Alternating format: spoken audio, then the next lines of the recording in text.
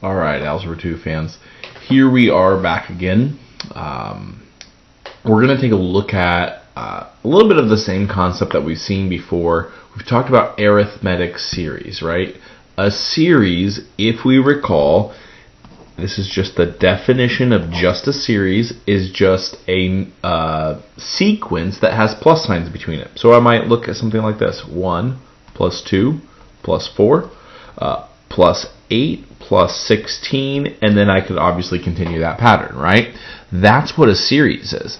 But if it's a geometric series, then a geometric series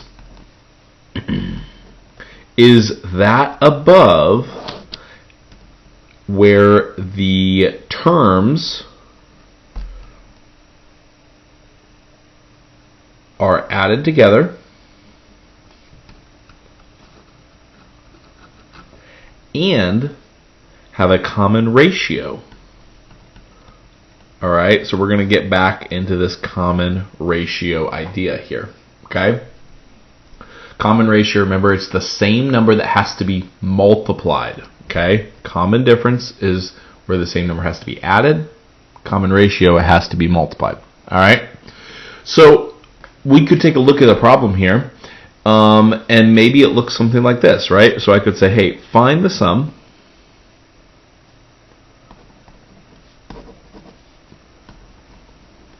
of this series. So we could say, hey, here's my series, 3 plus 6 plus 12 plus 24. Excuse me, just wanted to make sure I get the numbers right there. And then the final number is 3072. Remember these dots here. These dots indicate that there's still a whole bunch of terms in between there. Alright?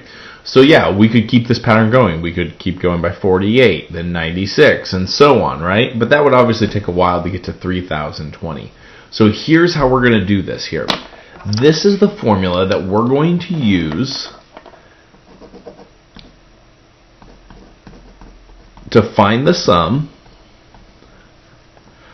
of a finite geometric series. So remember, finite means that we know how many terms, or at least we can count how many terms. Finite geometric series. We're going to use this formula. The sum of n terms equals a sub 1, 1 minus r raised to the nth power, and then it's just 1 minus r, right? So this is the formula that we're going to use for this. Now there's a couple things. We can say, oh yeah, first term, easy, I can figure that out. The r, the common ratio, how to go from one term to the next. Next. That's easy too. The most complicated one, at least on this problem, is to find out how many terms that this series is going to have. Alright? So this is the formula that we're going to use, but before I actually do that here, I need to find how many terms that this pattern actually has. Or maybe a more specific way is to say the series has, right here. Alright?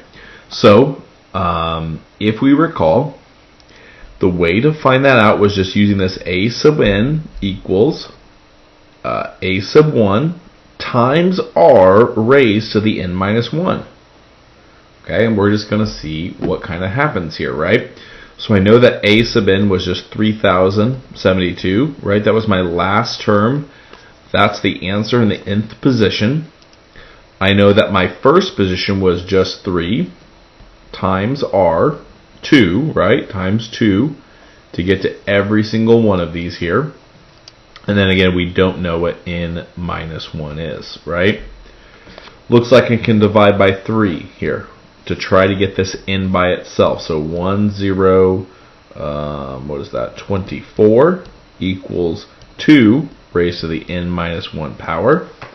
Again, a couple different ways you could plug it in, right? Obviously, if I plug a 2 in here for the n, that's not going to be helpful. 2 raised to the 2 minus 1 or 2 to the first, that's definitely not going to be 1024, right? So you could keep plugging numbers in, right? Another way that I'm going to do this is to rewrite this right here in logarithmic form. That means I can use the change of base. And then after I use that handy dandy calculator, I can just add 1 to it and see what actually happens. So the common log of 1024 divided by the common log of 2 is just going to be 10 here. That means that there are 11 terms in this pattern right here. All right? Now, here's the thing.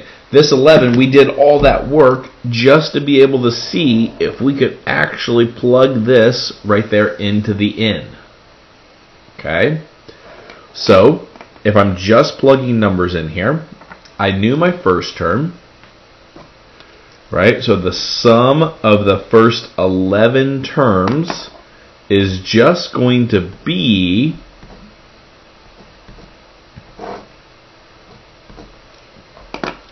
my first term, which is 3, which we had established, times the quantity of 1 minus my common ratio, which is just 2. So I'll put that on both of them there. And then it looks like there are 11 terms. Okay, now when we think about this, again, a calculator is going to be helpful. Okay, but really what I'm going to have here on the bottom is just a -1, right? So I could say that this is going to equal just a -1 here on the bottom, right? I could say 2 to the 11th power is just going to be 2048. So again, you could verify that in the calculator, but it might be easier to put this all into your calculator at once or break it up into steps. I'll show you what I mean here in just a second. Let's just verify that. That would be foolish not to. So it looks like I have my 3. I have 1 minus 2048, which is just going to be negative on the bottom still. But is this going to be 3 times negative 2047? We know that those negatives are going to cancel out eventually, right? With a -1 there on the bottom. So now I can just multiply it by 3. And it looks like I come up with 6,141. 6,141, right? So that would be my sum for the first 11 terms. Okay? That would be my sum for the first 11 terms, right? So we're using that formula to help out. Now, what I was saying earlier is this is for a finite geometric series, right? We could use that if we know how many terms we're going to have, right? So let's take a look at another problem here. I'm going to kind of make up a problem to make it a little bit more applicable, but I want to not drag this problem out for 2 years or 4 years. So what I'm going to do is I'm going to give it a real short finite window, and that itself may not be realistic, but we'll see what happens here. All right.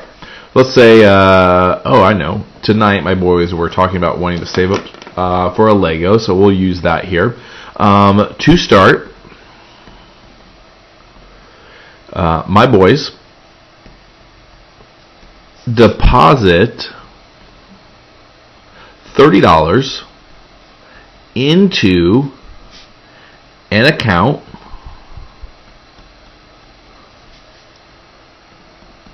for 3 months. Let's see.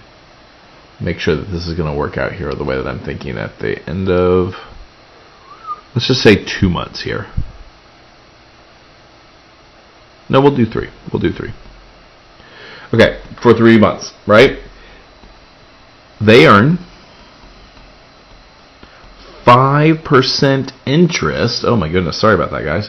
They earn 5% interest at the end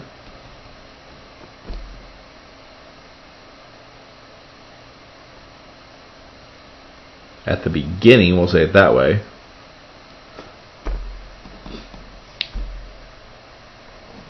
of each month after the first. Do they have enough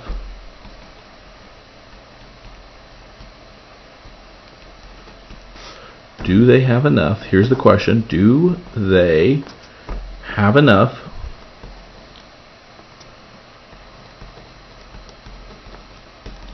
to buy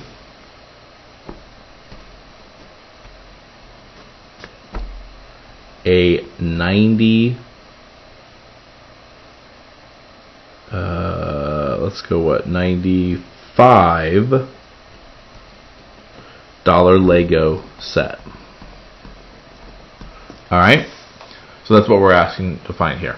Okay, now when we're doing this here, we know that we're going to have 3 months here.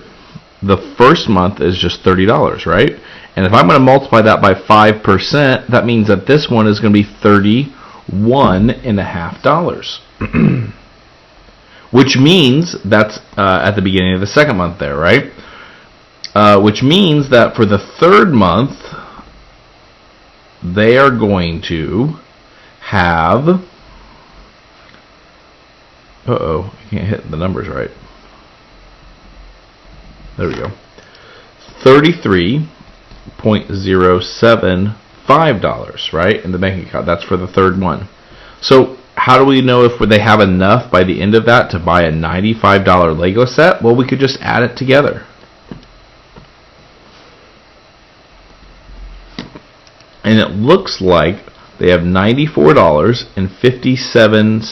57.5 cents really. And so the answer would be no, they don't, right? So you might run across some problems in which you are asked to take a look at finding each amount and then seeing if they have enough in a total. All right, I'm going to pause this here and we'll come back for the second video.